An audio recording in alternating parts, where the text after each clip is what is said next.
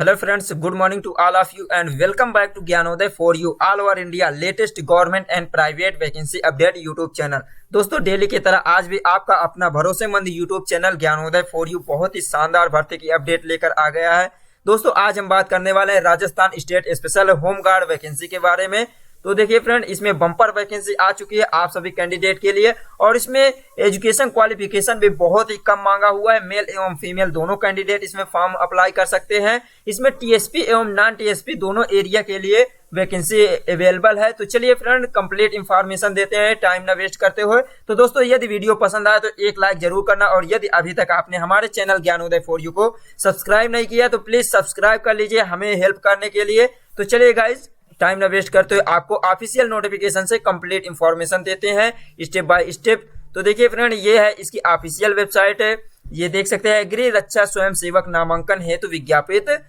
तो यहाँ एडवर्टाइजमेंट दिया हुआ है ऑफिशियल नोटिफिकेशन का। निदेशालय गृह रक्षा राजस्थान जयपुर की है।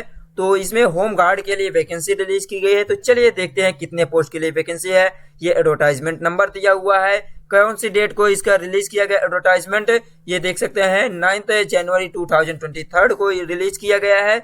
तो देखिए फ्रेंड, राजस्थान गृह रक्षा अधिनियम 1963 की धारा 2 के अंतर्गत प्रदेश के गृह रक्षा का गठन वर्णित किया गया है, जिसके अधीन पारित नियमों के अंतर्गत नियम 3 में निहित प्रावधानों के अंतर्गत राजस्थान गृह रक्षा के विभिन्न जिला प्रशिक्षण केंद्रों एवं सीमा गृह रक्षा दल की बटालियनों की कंपनी में स्वयं सेवकों के ये दिया हुआ 3842 यानी 3842 वैकेंट पोस्ट के लिए बम्पर भर्ती रिलीज किया गया है। तो इतना पदों पर नामांकन के लिए योग्य अभ्यर्थियों से ऑनलाइन आवेदन पत्र आमंत्रित किए जाते हैं। यह आवेदन पत्र इस विज्ञापित के विभागीय वेबसाइट तथा समाचार पत्रों में प्रकाशित होने के बाद दिनांक 12 जनवरी 2023 के मध्य रात्रि से भरे जाना शुरू होकर 11 फरवरी 2023 तक भरे जा सकेंगे। नामांकन प्रक्रिया प्रारंभ करने प्रवेश पत्र जारी करने के संबंध में सूचना पृथक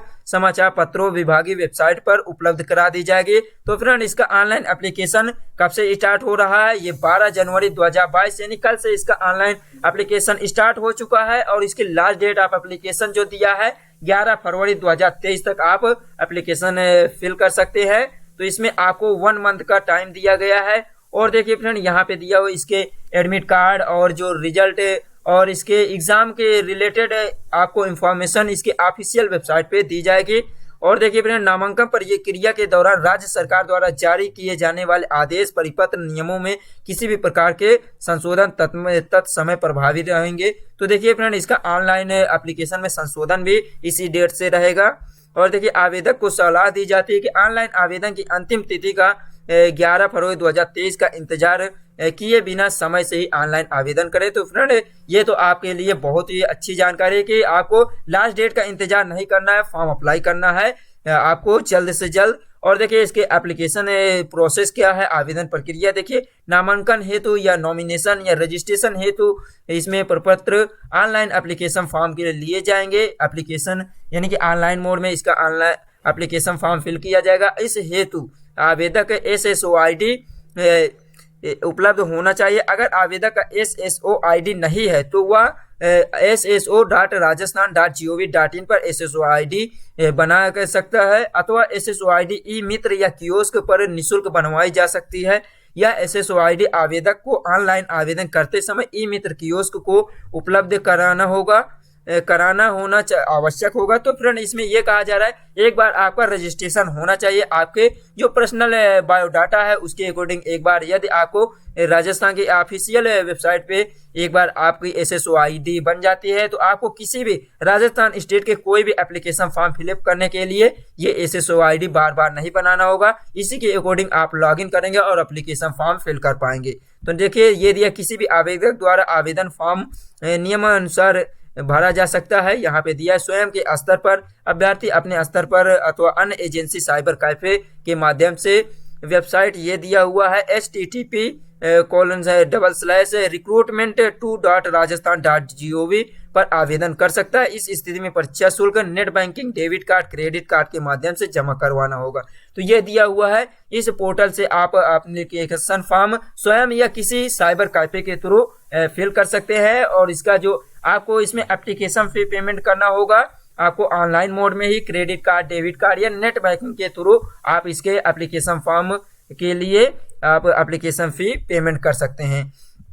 तो चलिए अब देखते हैं कि इसमें आपको एप्लीकेशन फी किस कैटेगरी से कितना ली जा रही है। और देखिए यहाँ पे दिया जा रहा है आपको ये भी सलाह कि हाथ से भरे हुए आवेदन पत्र या हार्ड कॉपी के रूप में किसी भी प्रकार के आवेदन विभाग को स्वीकार नहीं किया जाएगा। यानी कि आपको ओनली ऑनलाइन मोड में ही एप्लीकेशन फॉर्म फिल करना होगा। परीक्षा शुल्क जमा करने के उपरांत आवेदक द्वारा आवेदन पत्र में भरे गए ईमेल आईडी एवं मोबाइल नंबर पर सूचना उपलब्ध कराई जाएगी। इसका अर्थ यह है कि उसका आवेदन पत्र जमा हो गया है। यानी कि आपको ईमेल आईडी या मोबाइल नंबर पर आपको मैसेज जाएगा यदि आपका फॉर्म एक्सेप्ट किया गया होगा तो। और देखिए अभ्यर्थी ऑनलाइन आवेदन पत्र में फोटो अपलोड करने के लिए अपनी स्पष्ट हाल ही में खींची गई नवीनतम रंगीन पासपोर्ट साइज फोटो होना चाहिए। 25 KB से 100 KB तक की होनी चाहिए। और देखिए जिस विज्ञप्ति जारी होने की दिनांक अथवा इसके पश्चात डेट, मंथ, ईयर अंकित हो। नमूना हस्ताक्षर साइज 20 KB से 50 KB, यानी कि आपको इसमें आपका हस्ताक्षर यानी कि सिग्नेचर भी होना चाहिए। स्कैन किए जाने के लिए 20 KB से 50 KB तक होनी चाहिए। और देखिए दिया हुआ है नोट यहाँ पे, ऑनलाइन आवेदन करने से पूर्व आपको पूरी तरह से सेटिस्फाई हो लेना है कि इसके लिए आप एलिजिबल हैं या नहीं हैं। और देखिए यहाँ पे दिया आवेदक की सुविधा के लिए राज्य की समस्त ई मित्र कियोस्क बैंक के अकॉर्डिंग www.imiत्र.rajasthan.gov पर उपलब्ध किया गया है। कोई भी सुविधा के लिए राज्य की समस्त ई मित्र कियोस्क की सूची में किया गया। ऑनलाइन एप्लीकेशन फॉर्म में समस्त वंचित आवश्यक अंकित करें, यानी कि जो भी आपके सूचना है उसे आप फिल कीजिए। और देखिए फ्रेंड यहाँ पे दिया नामांकन प्रक्रिया राज्य सरकार के नवीनतम निर्देश एवं नियम के अनुसार होगा। अब देखिए टोटल जो वैकेंसी दी गई है और एप्लीकेशन फी कितना है इसकी भी जानकारी देते हैं। 5 नंबर देखिए आवेदक को ध्यान दे कि ऑनलाइन आवेदन के उपरांत उन्हें आवेदन पत्र आवश्यक रूप से उपलब्ध होगा। यदि आवेदन पत्र क्रमांक, एप्लीकेशन आईडी अंकित या प्राप्त नहीं हुआ तो उसका अर्थ यह है कि उसका आवेदन पत्र जमा नहीं हुआ है। आवेदन प्रपत्र में प्रीव्यू को आवेदन सबमिट न माने। एक से अधिक आवेदन पर नामांकन प्रक्रिया वंचित किया जाएगा। तो इसमें यह कहा जा रहा है आपको जब फाइनल सबमिट होगा उसके बाद आपको इसमें यदि आपको रजिस्ट्रेशन के लिए यहाँ पे दिया हुआ है फ्रेंड आवेदन क्रमांक मिलेगा। और यदि ये उपलब्ध नहीं हो पा रहा है तो आपका एप्लीकेशन फॉर्म ये मान लीजिए कि सबमिट नहीं हुआ है फाइनल, और एक से अधिक नहीं। तो देखिए फ्रेंड अब आपको एग्जामिनेशन फी कितना देना होगा किस कैटेगरी के लिए। तो जनरल ओबीसी कैंडिडेट से 250 रुपये एप्लीकेशन फी लिया जा रहा है। SC ST और EWS व EBC MBC यानी कि जो मोस्ट बैकवर्ड क्लास है उन कैंडिडेट से 200 रुपये एप्लीकेशन फी लिया जा रहा है। फिजिकल एफिशिएंसी टेस्ट के लिए आवेदन पत्र के लिए यहाँ पे दिया हुआ है। प्रवेश परीक्षा पत्र के लिए यानी कि आपको जो शारीरिक दक्षता परीक्षा प्रवेश पत्र होगा उसमें भी आपको इसके ऑफिशियल वेबसाइट पे ही लॉगिन करना होगा और उसी से आपको डाउनलोड करना होगा। ये दिया है। विभाग शारीरिक दक्षता परीक्षा के लिए प्रवेश पत्र ऑनलाइन ही जारी किए जाएंगे। डाक द्वारा कोई भी आपको प्रवेश पत्र या एडमिट कार्ड नहीं भेजा जाएगा। प्रदेश के ऑफिशियल वेबसाइट पर उपलब्ध होंगे, सूचना वेबसाइट प्रकाशित की जाएगी। अभ्यर्थी अपना प्रवेश पत्र या एडमिट कार्ड SSOID से लॉगिन करने के पश्चात रिक्रूटमेंट पोर्टल से डाउनलोड कर सकते हैं। और देखिए फ्रेंड आपको ईमेल आईडी में भी या मोबाइल नंबर पर भी इसका एडमिट कार्ड के लिए इंफॉर्मेशन सेंड की जाएगी। और देखिए नामांकन है तो रिक्त पद जो दिया हुआ है अलग अलग दिया हुआ है, यूनिट के अकॉर्डिंग आपको दिया गया है और कैटेगरी वाइज दिया गया है, ये देख सकते हैं फ्रेंड। तो देखिए फ्रेंड यहाँ पे कैटेगरी वाइज दिया गया है, थोड़ा से ये है तो इसे रोटेट करके आपको जानकारी देते हैं। तो ये देखिए फ्रेंड डिस्ट्रिक्ट वाइज दिया हुआ है, यहाँ पे नेम ऑफ डिस्ट्रिक्ट किस जिले से कितनी वैकेंसीज है यहाँ पे दिया है। और देखिए जनरल से देखिए जनरल में देखिए फीमेल कैंडिडेट के लिए और भी ऑप्शन दिया है, जैसे कि जो विधवा कैंडिडेट हैं या विडो हैं और विवाहित विच्छिन्न है जिनको किसी भी प्रकार का मैरिज के बाद तलाक हो गया है या किसी भी प्रकार से वो अपने फैमिली से अलग हो गए, उन फीमेल कैंडिडेट भी फॉर्म अप्लाई कर सकते हैं और सामान्य महिलाएं भी इसमें आवेदन कर सकते हैं। और फीमेल मेल कैंडिडेट में देखिए दिया हुआ है सामान्य जो है उन कैंडिडेट भी फॉर्म अप्लाई कर सकते हैं, एक्स सर्विसमैन भी इसमें फॉर्म अप्लाई कर सकते हैं। ये जनरल कैंडिडेट के लिए, अनुसूचित यानी एससी कैंडिडेट में भी दिया हुआ है। ये आपको डिवाइड किया गया है, अनुसूचित जनजाति एससी एसटी ओबीसी और एमबीसी और ईबीसी और शहरिया जो है उन कैंडिडेट के लिए भी दिया गया है। तो यहाँ देखिए अलग अलग डिस्ट्रिक्ट के लिए दिया है। जिस डिस्ट्रिक्ट से आप बिलोंग करते हैं, जिसके लिए आप फॉर्म अप्लाई करना चाहते हैं, उसके लिए आप चेक कर सकते हैं कितना वैकेंसी रिलीज की गई है। अलग अलग डिस्ट्रिक्ट में देखिए इसमें नॉन टीएसपी एरिया का दिया हुआ है, जैसे अजमेर, अलवार, बैरन और दिया हुआ बाड़मेर और भरतपुर, भीलवाड़ा, बीकानेर और दिया है बुंडी। तो ये अलग अलग दिया, चित्तौड़गढ़, चूरू और दिया हुआ है ये दौसा दिया हुआ है और धौलपुर दिया हुआ है। तो अलग अलग डिस्ट्रिक्ट के वाइज दिया हुआ है।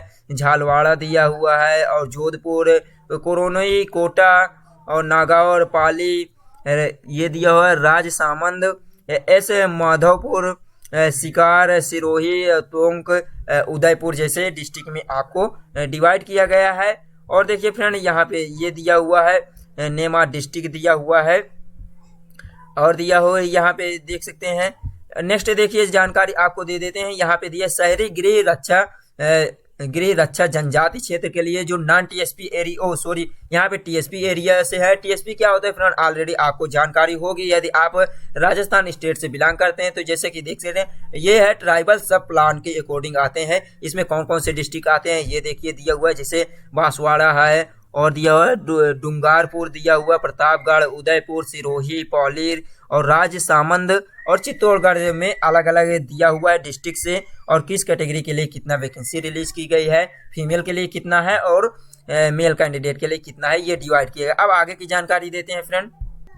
और देखिए फ्रेंड यहाँ पे दिए नामांकन हेतु परीक्षा केंद्र, आपको एग्जाम सेंटर कहाँ कहाँ देखने को मिलेगा। यहाँ पे देखिए गृह रक्षा स्वयं सेवक के नामांकन चयन प्रक्रिया है तो अप्रैल 2023 के प्रथम सप्ताह में आयोजित किए जाने की संभावना है। विभाग द्वारा उक्त नामांकन प्रक्रिया कार्यवाही शारीरिक दक्षता पीईटी, फिजिकल इफिशियंसी टेस्ट, शारीरिक माप तौल परीक्षा यानी कि फिजिकल स्टैंडर्ड टेस्ट एंड दस्तावेज सत्यापन, डॉक्यूमेंट वेरिफिकेशन इत्यादि प्रारंभ करने की सूचना प्रकाशन समाचार पत्र यानी कि एम्प्लॉयमेंट न्यूज पर या विभागीय वेबसाइट पर परीक्षा प्रारंभ करने की तिथि से आपको 15 दिवस पूर्व यानी कि 15 डेज एगो आपको इसमें इंफॉर्मेशन दी जाएगी। और दिया है विभाग द्वारा प्रत्येक अभ्यर्थी को नामांकन चयन प्रक्रिया कम से कम 7 दिन पूर्व प्रवेश पत्र एडमिट कार्ड जारी कर दिया जाएगा, जिसमें परीक्षा केंद्र का नाम, स्थान, दिनांक, समय का उल्लेख दिया रहेगा। यह सूचना अभ्यर्थी को उनके ईमेल आईडी, मोबाइल नंबर पर एसएमएस के सेवा के माध्यम से दी जाएगी। तो फ्रेंड इसमें यह कहा जा रहा है कि आपको एग्जाम डेट अलाउंस होने के बाद, अलाउ होने के बाद या अनाउंसमेंट होने के 15 दिन पहले ही आपको इसमें आपके ईमेल आईडी या मोबाइल नंबर पर एसएमएस के थ्रू जानकारी दी जाएगी और एडमिट कार्ड आपको एग्जाम डेट के 1 वीक बिफोर आपको जानकारी दी जाएगी, 1 सप्ताह पहले। और देखिए इसमें रिजर्वेशन दिया हुआ है, किस कैटेगरी के लिए कितना % रिजर्वेशन दिया जाएगा। अनुसूचित एससी कैंडिडेट के लिए 16%, एसटी कैंडिडेट के लिए 12%, ओबीसी के लिए 21%, ओबीसी आर्थिक रूप से कमजोर वर्ग ईडब्ल्यूएस के लिए 10%, एमबीसी के लिए 5% के दिया जा रहा है। और फीमेल कैंडिडेट के लिए देखिए दिया हुआ है विज्ञापित रिक्तियों में महिला अभ्यर्थी को 30% आरक्षण हॉरिजेंटल रूप में वर्गवार कैटेगरी वाइज दिया जाएगा। महिला अभ्यर्थी का आरक्षण उस संबंधित में जिसमें वे अभ्यर्थी अनुपातिक रूप से समायोजित किया जाता है। राज्य सरकार के द्वारा दिया हुआ है किस कैटेगरी के लिए कितना आपको इसमें दिया जा रहा है। फीमेल कैंडिडेट को देखिए महिलाओं में उपरोक्त 30% आरक्षण में से 8% विधवा के लिए यानी विडो कैंडिडेट के लिए, 2% आपको तलाक या डिवोर्स कैंडिडेट के लिए दिया हुआ है और महिला अभ्यर्थियों के लिए होगा, ये दिया हुआ है। नेक्स्ट देखिए जानकारी के क्या दिया है, एक्स सर्विसमैन के लिए भी आरक्षण दिया। कुल पदों के 12.5% भूतपूर्व सैनिक के लिए आरक्षित किए गए, यानी कि जो भी इसमें टोटल वैकेंसी है उसके 12.5 यानी 12.5% तक इसमें एक्स सर्विसमैन के लिए दिया जा रहा है। और देखिए फ्रेंड आगे की क्या जानकारी दी गई उसकी भी आपको बता देते। इसमें टीएसपी एरिया के लिए भी दिया हुआ है, राज्य सरकार की अधिसूचना के अकॉर्डिंग इसमें भी आपको दिया गया है। ये ट्राइबल सब प्लान के लिए कितना परसेंट दिया जा रहा है। इसमें देखिए पदों के अनुसूचित जाति हेतु 45% एवं अनुसूचित एसटी कैंडिडेट के लिए 5% तथा शेष पदों के 50% अनारक्षित पद केवल स्थानीय अभ्यर्थियों के लिए रहेंगे, ये दिया हुआ है। और देखिए यहाँ पे मानदेय दिया हुआ है आपको, इसमें सैलरी कितना प्रोवाइड की जाएगी। यहाँ पे दिए गृह रक्षा स्वयं सेवक सरकारी कर्मचारी नहीं होता, ये आपको जानकारी दी जाती है। जो होम गार्ड होते हैं वे सरकारी कर्मचारी यानी गवर्नमेंट एम्प्लॉयमेंट नहीं होंगे। और देखिए राज्य सरकार के अध्यादेश 1963 एवं राज्य सरकार द्वारा प्रसारित गृह रक्षा नियमावली 1962 के तहत संचालित इस विभाग के स्वयंसेवक को चयनित कर प्रशिक्षण प्रदान कर संगठित किया जाता है। गृह रक्षा विभाग के नियमों के अंतर्गत राज्य सरकार के विभिन्न विभागों की मांग एवं अन्य स्वायत्त शासित संस्थाओं, सरकारी व गैर सरकारी उपक्रमों में स्वयंसेवक के नियोजित किया जाता है, जिसके लिए एक निश्चित मानदेय देना प्रावधान होता है, जो वर्तमान में 693 यानी 693 रुपये पर डे दिया जाता है। यदि प्रति दिवस दिया जाता है होमगार्ड के तौर पर नियोजन एवं 550 रुपये प्रति दिवस चतुर्थ श्रेणी के कर्मचारी के तौर पर दिया जाता है। तो इसमें फ्रेंड आपको सैलरी कितना प्रोवाइड की जाएगी, 693 यानी कि लगभग 700 रुपये पर डे दिया जाएगा। इस प्रकार आपको यदि इसमें देखा जाए तो इसमें आपको लगभग 20,000 या 21,000 तक की सैलरी आपको दिया जाएगा। तो फ्रेंड इसमें सैलरी भी बहुत ही शानदार है, कोई उसमें नहीं। अब देखिए इसमें एजुकेशन क्वालिफिकेशन आपसे क्या लिया जा रहा है, इसमें दिया हुआ है योग्यता में आपकी छूट क्या होनी चाहिए। नामांकन हेतु पात्रता में छूट एवं अयोग्यता दिया हुआ। शहरी के लिए दिया है, शहरी ग्रामीण रक्षा अभ्यर्थियों के निवास हेतु दिया हुआ। जिस गृह रक्षा प्रशिक्षण केंद्र या उप केंद्र के रिक्तियों के विरुद्ध आवेदन किया गया है उस जिले में निवास करने का तहसील द्वारा जारी मूल निवास प्रमाण पत्र होना चाहिए, ये होना चाहिए। और दिया है अलग अलग दिया है। तो यहाँ पे देखिए और दिया है सीमा गृह रक्षा अभ्यर्थियों के निवास संबंधी योग। जिस सीमा रक्षा दल की कंपनी की रिक्तियों के विरुद्ध आवेदन किया गया है उस कंपनी मुख्यालय के 25 किलोमीटर की परिधि में आने वाले समस्त ग्राम पंचायत मुख्यालय के अधीनस्थ राज्य ग्राम में निवास करने के तहसीलदार द्वारा आपके पास मूल निवास प्रमाण पत्र होना चाहिए। और देखिए दिया न्यूनतम शैक्षणिक योग्यता, आपके पास मिनिमम एजुकेशन क्वालिफिकेशन क्या होना चाहिए, तो किसी भी मान्यता प्राप्त स्कूल से आपके 8वीं पास उत्तीर्ण होना चाहिए इसमें। और देखिए एज लिमिट देखिए राजस्थान होमगार्ड नियमावली 1962 के नियम 9 के अकॉर्डिंग आपकी आयु जो होनी चाहिए 1 जनवरी 2023 के अनुसार मिनिमम 18 ईयर होनी चाहिए, मैक्सिमम एज 35 ईयर होनी चाहिए। और यहाँ पे डेट भी दिया हुआ है 1 जनवरी 2005 के बाद नहीं हुआ होना चाहिए आपका जन्म, और 1 जनवरी 1988 से पहले नहीं हुआ होना चाहिए। तो इसमें आपको एजुकेशन क्वालिफिकेशन तो एक हिसाब से बहुत ही कम लिया जा रहा है, 8वीं पास कैंडिडेट इसमें अप्लाई कर सकते हैं। और देखिए फिजिकल स्टैंडर्ड टेस्ट की जानकारी दें तो इसमें देखिए दिया हुआ है न्यूनतम आपकी मिनिमम हाइट होनी चाहिए मेल कैंडिडेट की 168 सेंटीमीटर, और ये सामान्य क्षेत्र के लिए टीएसपी एरिया के लिए नहीं है, नॉन टीएसपी के लिए है। और फीमेल के लिए 152 सेंटीमीटर 152 सेंटीमीटर दिया हुआ है। वहीं पे देखिए बाराम जिले के शहरिया के लिए यानी नॉन टीएसपी एरिया के लिए बाराम जिले की दिया हुआ है। पुरुष के लिए दिया हुआ है 160 सेंटीमीटर और महिला के लिए 145 सेंटीमीटर। चेस्ट देखिए इसमें चेस्ट केवल मेल कैंडिडेट की होनी चाहिए बिना फुलाए इसमें, यानी कि नॉन पुल अप किए 81 सेंटीमीटर होनी चाहिए, फुलाने के बाद आपको 5 सेंटीमीटर पुल किए जाना चाहिए, फूलना चाहिए 86 सेंटीमीटर होनी चाहिए। और फीमेल के लिए लागू नहीं किया जाता, नॉट एप्लीकेबल है। और यहीं पे देखिए बाराम जिले से देखिए बिना फुलाए 74 सेंटीमीटर चेस्ट होना चाहिए मेल कैंडिडेट की, और अधिकतम होनी चाहिए 79 सेंटीमीटर होना चाहिए। और देखिए आपका इसमें वेट या वजन लागू नहीं किया जाता, आपके हाइट के अकॉर्डिंग आपकी ये इसमें वो होना चाहिए, यानी कि आपका वेट होना चाहिए, वजन होना चाहिए। और देखिए फ्रेंड यहाँ पे फिजिकल ये मेडिकल टेस्ट के अकॉर्डिंग आपकी ये जानकारी दी गई है कि आप पूरी तरह से फिजिकल फिटनेस होने चाहिए। नेक्स्ट देखिए फ्रेंड और कुछ जानकारी है जो आपके लिए जानकारी होना चाहिए। और देखिए फ्रेंड इसमें नामांकन है तो सिलेक्शन प्रोसीजर क्या दिया, पंजीकरण एवं प्रमाण पत्र की जांच की जाएगी। नामांकन प्रक्रिया के लिए अभ्यर्थी निर्धारित परीक्षा स्थल पर निम्नांकित मूल प्रमाण पत्र जो लागू हो वह स्व प्रमाणित यानी सेल्फ अटेस्टेड एक प्रतिलिपि सहित दिनांक व समय के अनुसार उपस्थित होना होगा। यानी कि जैसे कि आपके पास शैक्षणिक योग्यता के प्रमाण पत्र होने चाहिए, एजुकेशन क्वालिफिकेशन के होने चाहिए, आपके निवास प्रमाण पत्र होना चाहिए, आयु प्रमाण पत्र यानी शैक्षणिक योग्यता के आपको एज के जो सर्टिफिकेट होते हैं वो होना चाहिए, विशेष योग्यता संबंधित प्रमाण पत्र होने चाहिए। ये आपको लेके जाना होगा आपके एग्जाम सेंटर में। और देखिए दिया भूतपूर्व सैनिक सक्षम अधिकारी द्वारा सेवानिवृत्त हैं जो यानी एक्स सर्विसमैन है, उनके पास सेवानिवृत्त या रिटायरमेंट सर्टिफिकेट होना चाहिए। ये देखिए फ्रेंड और दिया हुआ है ये जानकारी। और देखिए इसमें दिया हुआ है फिजिकल स्टैंडर्ड टेस्ट हो गया है। और यहाँ पे अब देखिए दिया हुआ है आपको कितना इसमें आपके पास है फिजिकल एफिशिएंसी टेस्ट में होना चाहिए। देखिए दिया हुआ है ये पुरुष के लिए इसमें दौड़ होनी चाहिए 1000 मीटर या 1 किलोमीटर की आपको दौड़ क्वालिफाई करना होगा। रन रेस जिस कितना टाइम दिया जा रहा है इसमें अधिकतम 15 मार्क्स होंगे, जिसमें टाइम दिया गया है 3 मिनट 30 सेकेंड यानी में जो क्वालिफाई करता है यानी कि इतना अचीव करता है 1 किलोमीटर रेस वो उन्हें 15 अंक दिया जाएगा। 3 मिनट 45 सेकंड में अचीव करने वाले को 10 अंक दिया जाएगा। 4 मिनट में जो 1 किलोमीटर रेस क्वालिफाई करता है उनको 5 अंक दिए जाएंगे। और 4 मिनट से यदि अधिक जो क्वालिफाई करता है उनके कोई भी अंक नहीं दिया जाएगा। और जो फीमेल कैंडिडेट के लिए रेस है वो 800 मीटर की रेस होगी और इसमें भी दिया जा रहा है 3.5 मिनट में जो क्वालिफाई करेंगे उन्हें 15 मिनट वो 15 अंक दिए जाएंगे। और 3 मिनट 50 सेकंड में 10 अंक और 4 मिनट 10 सेकंड में 5 अंक दिए जाएंगे। और देखिए इसमें दिया हुआ है वर्ग पुरुष वर्ग के लिए चिनअप दिया हुआ अधिकतम अंक दिया 10 चिनअप के लिए दिया है 10 अंक और 7 चिनअप के लिए 7 अंक दिया है, 5 चिनअप के लिए 5 अंक दिया है। इसी प्रकार दिया हुआ गोला फेंक होगा, इसमें चिनअप नहीं होगा फीमेल कैंडिडेट के लिए। गोला फेंक में देखिए 16 फीट यानी 16 फीट आपको गोला फेंक करना होगा। 4 किलो का आपको गोला फेंक होगा। 60 फुट जिसे कहते हैं 10 अंक दिए जाएंगे। 15 फीट के लिए 7 अंक, 14 फीट के लिए 5 अंक। ये आपके पास शारीरिक दक्षता होनी चाहिए। और देखिए फ्रेंड ये थे।